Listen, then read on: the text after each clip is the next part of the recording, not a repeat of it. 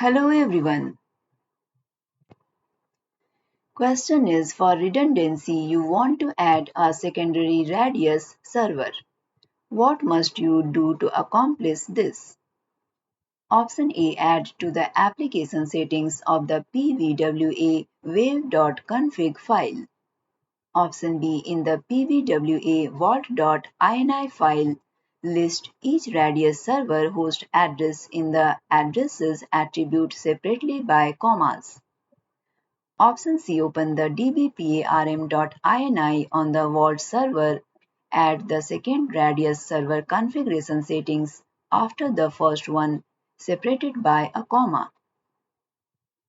Option D, in the pvwa wave.config file, add the location element at the end of the config file, set the path value to default website /password vault/api/auth/pkipn /logon. Correct answer is option C. Question is, which user is enabled when replicating data between active and standby vaults? Option A, DR. Option B, backup. Option C, operator. Option D, auditor.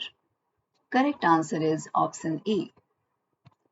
Question is, you are beginning the post-install process after a manual PSM installation is completed. What must you do? Option A, disable screensaver for the PSM local users. Option B, create a new group called PSM shadow users.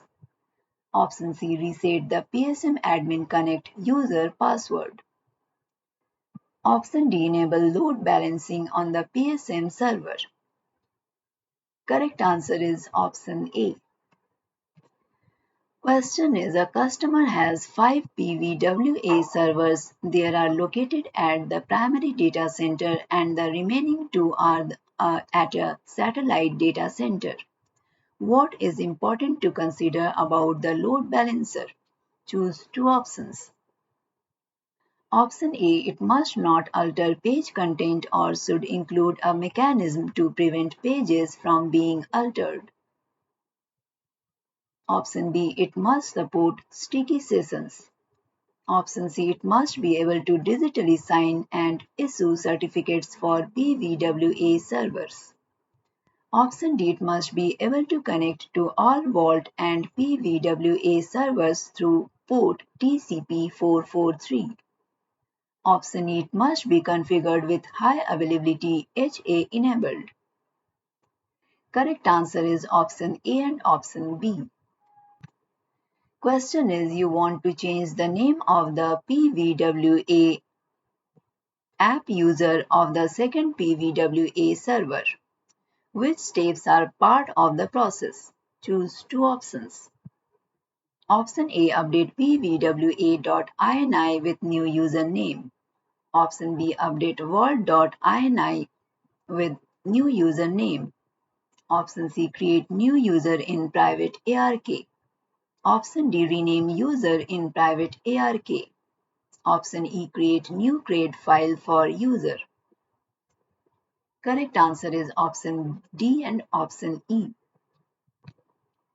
You can download the complete list of recently updated contents from the link provided in the description. If you like this content, please like and subscribe. Question is, what is a step to enable NTP synchronization on a standalone vault?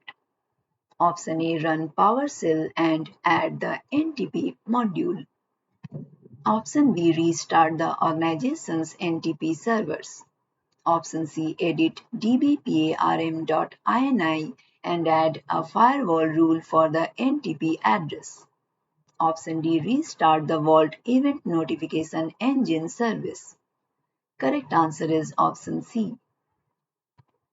Question is, what is the purpose of the PSM health check hardening? Option A, remove IIS settings which can be considered security vulnerabilities. Option B, validate that the PSM is ready to be placed behind a load balancer. Option C. Confirm that the Windows services for PSM are running on the server. Option D. Ensure that the app locker script does not have any syntax errors. Correct answer is option A. Question is, which authentication methods does PSM for SSH support? Option A. CyberArk password LDAP radius SAML. Option B. LDAP Windows authentication SSH keys. Option C. Radius Oracle SSO CyberArk password. Option D. CyberArk password LDAP radius. Correct answer is option D. You can download the complete list of recently updated contents from the link provided in the description. If you like this content, please like and subscribe.